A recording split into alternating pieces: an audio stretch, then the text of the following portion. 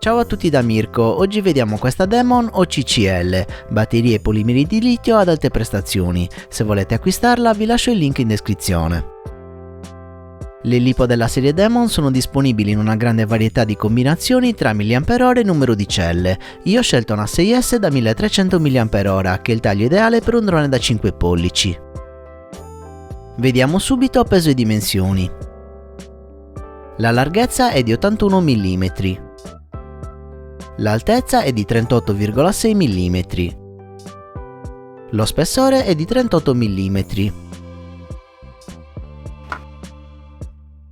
Il peso è di 224,3 grammi. Il cavo di potenza è in silicone da 12 AVG ed è lungo 10 cm. Il connettore è un AMAS, quindi di buona qualità. Ora diamo uno sguardo all'etichetta per capire meglio le caratteristiche di questa lipo.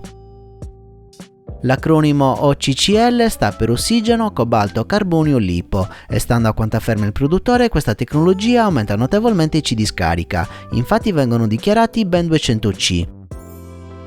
Il valore è decisamente alto, ma parliamo più che altro di un numero teorico, che comunque in ogni caso promette molto bene. Anche il valore di carica è molto alto e si attesta a 5C, questo significa che possiamo ricaricare la batteria moltiplicando fino a 5 il valore della sua capacità. Ad esempio questa batteria è da 1300 mAh, che moltiplicati per 5 fanno 6500 mAh, quindi teoricamente possiamo ricaricarla a 6,5 A.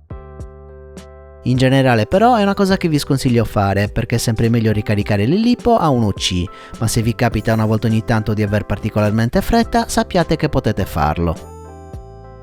Un'altra caratteristica interessante di questa linea di batterie è avere un doppio strato di bakelite per la protezione delle celle. Questo le rende molto più resistenti agli urti, facendole durare maggiormente nel tempo.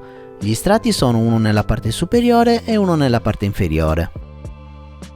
Ok, abbiamo parlato abbastanza, ora è venuto il momento di vedere come si comporta con l'RC Benchmark 1520.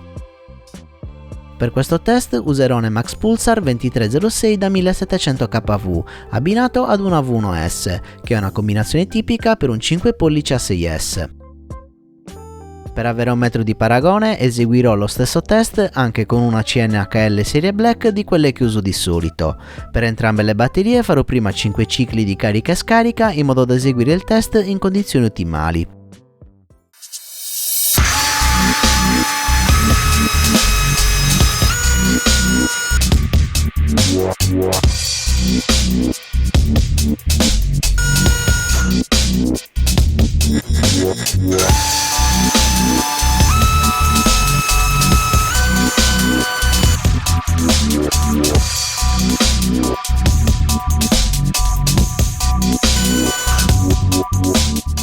Ed eccoci arrivati alle considerazioni finali e come possiamo vedere dalla tabella la spinta massima della Demon G4 è maggiore rispetto a quella della CNHL.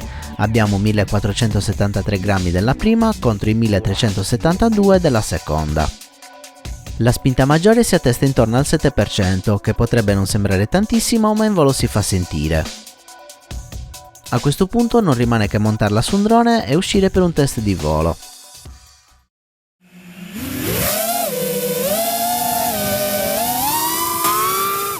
Dopo aver provato la batteria devo dire che la spinta in più rispetto alle lipo che uso di solito si sente abbastanza. Con la stessa configurazione il drone è risultato più agile e scattante.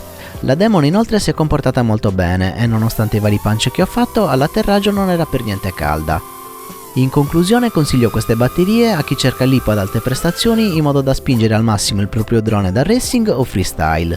Inoltre il fatto che vengano spedite dall'Italia garantisce tempi di consegna veloci senza lunghe attese.